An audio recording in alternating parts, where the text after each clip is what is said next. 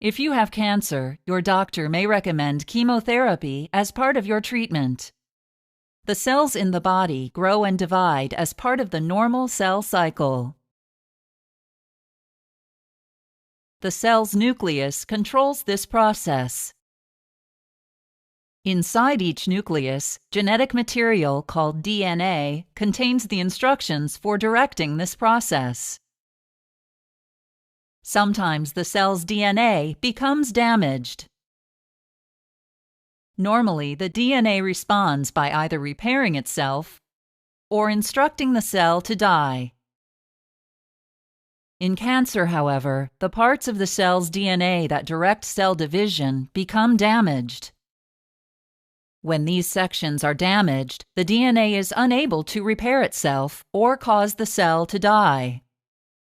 Instead, the unrepaired DNA causes the cell to grow and divide uncontrollably into more damaged cells called cancer cells. A tumor forms as the cancer cells multiply and displace the normal cells.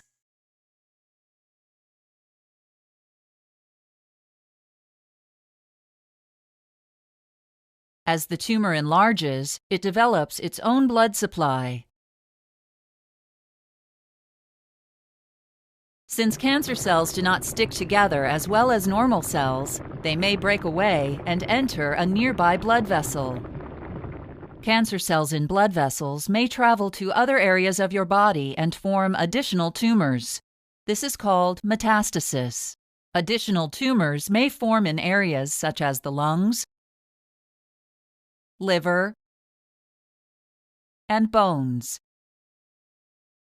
Another way cancer may spread to other areas of your body is through your lymphatic system. Cancer cells may enter lymph vessels near the tumor, then travel to small glands called lymph nodes.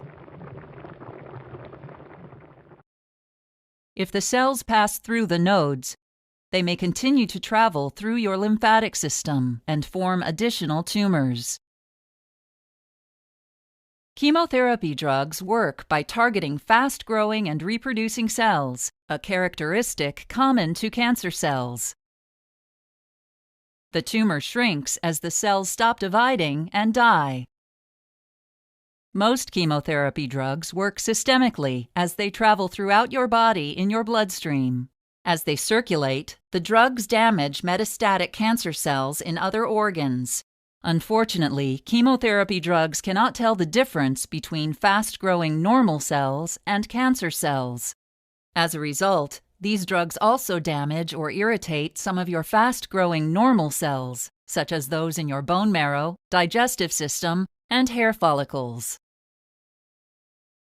Death, irritation, or damage to these normal cells produces side effects such as a weakened immune system, nausea, and hair loss. The goal of chemotherapy is to reduce or eliminate cancer cells in the original tumor and any sites of metastasis. In addition to being a primary cancer treatment, doctors often use chemotherapy as a secondary treatment before, during, or after other primary cancer treatments, such as radiation therapy or surgical excision of a tumor. Depending on the location and type of cancer, you may receive chemotherapy drugs intended to circulate throughout your body, including pills, capsules, or liquids taken orally, and intravenous or intramuscular injections. Alternatively, you may receive drugs delivered only to the area of the tumor. One local method delivers drugs to your bladder or chest through narrow tubes called catheters. Another local method injects drugs into the cerebrospinal fluid surrounding your brain and spinal cord. A third local method places slowly dissolving wafers into an area where a tumor was removed. In most cases, you will receive a number of different chemotherapy drugs to increase their effectiveness. You may receive many chemotherapy treatments spread out over a period of weeks or months. This allows your body to recover between treatments and to kill as many cancer cells as possible. Common side effects of chemotherapy include hair loss, nausea, decreased appetite, fatigue, anemia, bruising, and diarrhea. It is important to rest, eat nutritious foods, and take medications prescribed by your doctor to reduce or minimize these side effects.